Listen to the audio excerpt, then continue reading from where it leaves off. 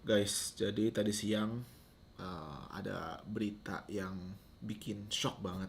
Dan mungkin kalian juga udah denger, yaitu ada peristiwa penembakan di Jepang. Dan yang ditembak adalah mantan Perdana Menteri Jepang, Shinzo Abe. Jadi Shinzo Abe ini adalah Perdana Menteri yang menjabat paling lama di Jepang. By the way, di Jepang itu nggak ada yang namanya presiden, jadi yang ada namanya Perdana Menteri. Jadi Perdana Menteri Abe ini pernah menjabat 2 kali sebagai Perdana Menteri.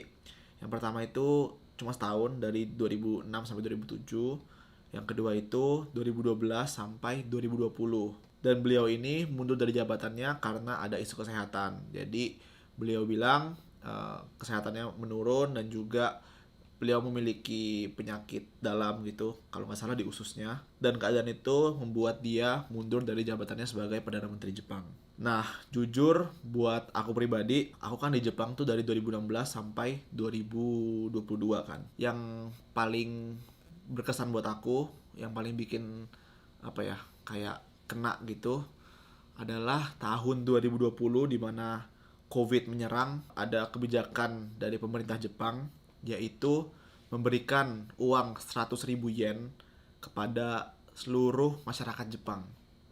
Nah, seluruh masyarakat Jepang yang dimaksud itu orang yang tinggal di Jepang ya. Bukan orang Jepang doang, tapi semua orang, termasuk pelajar asing. Orang-orang yang harus kehilangan pekerjaan atau kehilangan part-time job mereka.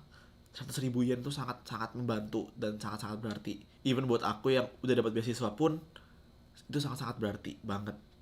Oke, sekarang aku mau jelasin sedikit tentang beritanya, kronologinya kayak gimana, pelakunya siapa, apa motifnya, dan sebagainya dari hasil riset aku sejauh ini yang aku lihat di berita-berita dan di sosial media Jepang. Sekarang tuh jam 20.50, jadi ini updatean terakhir. Nanti kalau ada updatean baru lagi, aku bakal update di Instagram atau di pin komen, oke?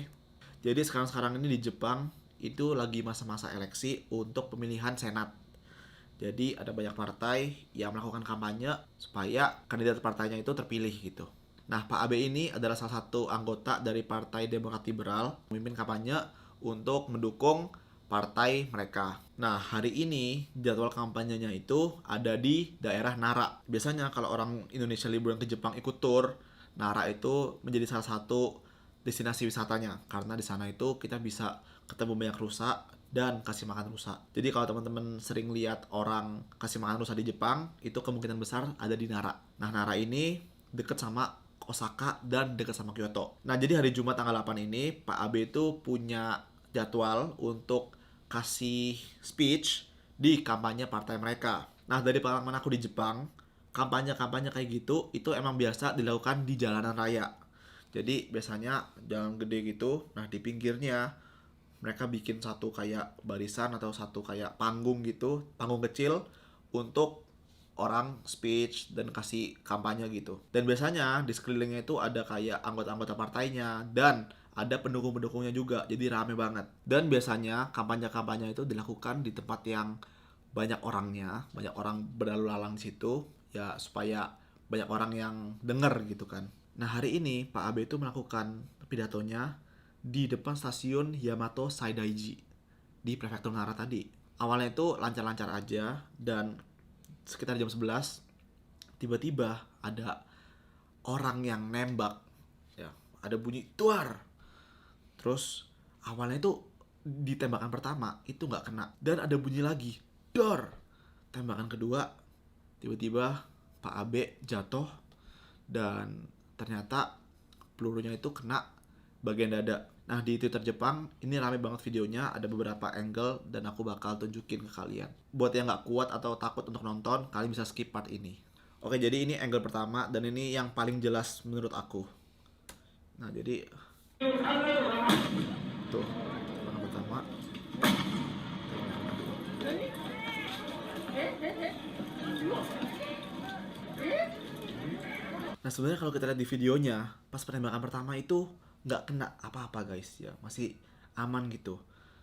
Dan sebenarnya kalau kita lihat ya, pas tembakan pertama orang itu kan kaget banget ya.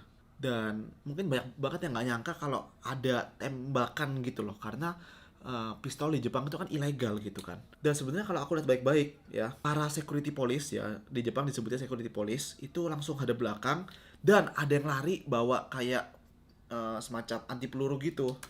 Tapi kayaknya tembus dan di tembakan kedua itu kita bisa lihat Pak Abe kayak kena peluru gitu. Dan setelah tembakan kedua, pelaku langsung ditangkap, langsung disergap sama security police-nya gitu. Di Twitter Jepang juga ada footage lain. Ini POV-nya belakang. Ini dia nih, tuh.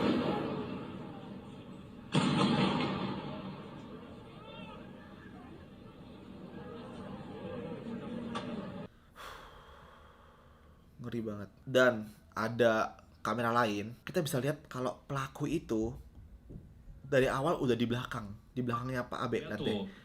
Yang di kiri itu, yang pakai baju abu-abu, itu tuh pelakunya. Jadi sebenarnya pelakunya itu udah di belakang sejak lama ya mungkin. Dan sebenarnya itu kan belakang itu kan jalan raya ya guys, di mana mobil lewat. Jadi mungkin pelaku itu juga nunggu sampai mobil itu sepi, gak ada mobil. Makanya dia bisa nyebrang dan nembak gitu. Gila banget. Nah, setelah diinvestigasi, ternyata pistol ini adalah pistol double barrel dan ini tuh handmade. Gila. Bikin pistol sendiri nih orang. Ya. Dan setelah ditangkap dan investigasi, orang ini namanya Tetsuya Yamigami. Berumur sekitar 40 tahun dan dia ini adalah mantan angkatan laut atau tentara maritim, guys. Kalau dari berita, dia pernah menjadi anggota angkatan laut itu selama 3 tahun di tahun 2002 sampai 2005. Nah, jadi setelah penembakan itu orang-orang langsung ngecek vitalnya Pak Abe dan ternyata nggak ada vitalnya. Tapi belum bisa dipastikan meninggal dan Pak Abe itu langsung dilarikan ke rumah sakit menggunakan helikopter. Dan setelah 3 jam dibawa ke rumah sakit dan sekitar jam 5.03 tadi sore itu ada berita kalau Pak Shinzo Abe dinyatakan meninggal dan ya shock banget. Dan menurut laporan dokter, pelurunya itu kena sekitar leher dan bagian dada dan itu kena ke daerah jantung dan paru-paru. Dan yang bikin aku paling shock adalah ketika ditanya apa motivasinya gitu, apa motif kamu melakukan itu. Dia bilang karena dulu pas zaman pemerintahan Abe aku itu merasa nggak puas, jadi aku mau bunuh dia. Terus ketika ditanyain apakah kamu itu punya dendam terhadap political belief atau kayak kepercayaan politiknya Pak Abe, dia bilang nggak ada dia dendam sama kepercayaan politiknya Pak Abe atau cara politiknya gitu. Dia cuma emang nggak puas aja sama masa-masa pemerintahan Pak Abe waktu itu gitu.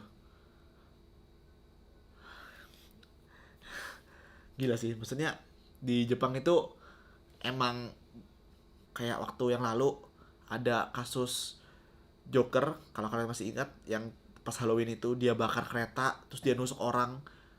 Alasannya ya apa, kayak dia pingin bunuh orang gitu. Ya psikopat gitu, kayak mereka find joy atau kayak apa ya, gak ada tujuan lain selain pingin bunuh orang gitu. Aneh gitu. Tapi untuk kasus yang kali ini aku pribadi gak tahu ya apakah dia ngomong itu secara jujur atau mungkin dia dibayar sama orang atau dipaksa sama orang mungkin. Dan sampai sekarang pun belum ada bukti atau belum terindikasi bahwa ini ada maksud politik dibalik kasus ini gitu. Jadi kalau dari perkataannya dia bisa disimpulkan itu ini dendam pribadi dan gak ada hubungannya sama yang lain-lain gitu, gak ada hubungan sama politik dan sebagainya. Jadi benar-benar masalah pribadi. Tapi wah gila sih. Gila sih. Jepang itu kan terkenal sebagai negara yang aman, guys ya. Emang aku selama di sana itu kayak merasa aman, merasa kayak keamanannya ketat. Bahkan kalau kita merasa nggak nyaman terhadap seseorang itu kita bisa panggil polisi. Bahkan kalau tetangga kita ribut itu kita bisa panggil polisi dengan mudah dan polisi itu langsung datang.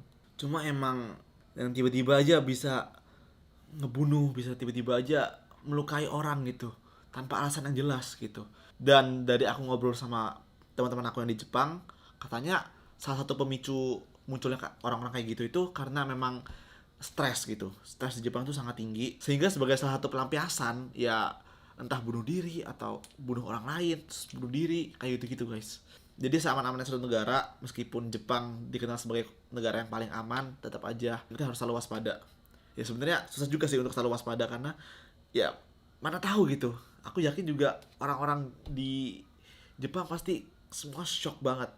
Bahkan di Jepang tuh trending Twitternya shock. Jadi shock itu jadi suatu trending Twitter nomor 2 di Jepang tadi.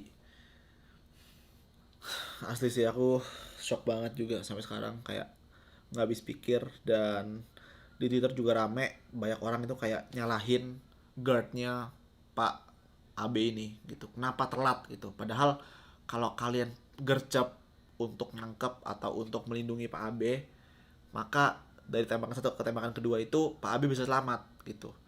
Banyak yang nyalahin guardnya gitu, kayak kalian ngapain woi, kalian tuh kerjanya nggak bener gitu. Padahal kalau di video mereka udah gerak gitu, mereka udah berusaha untuk melindungi, tapi masih kena Pak Abe. Dan ya oke, jadi kira-kira begitu update-nya.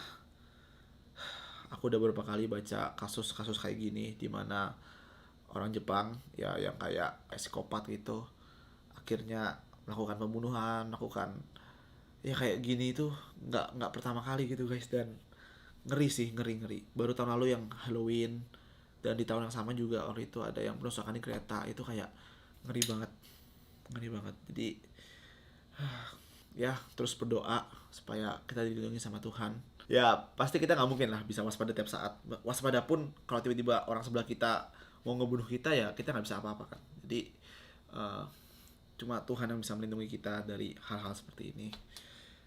Ya kira-kira begitu.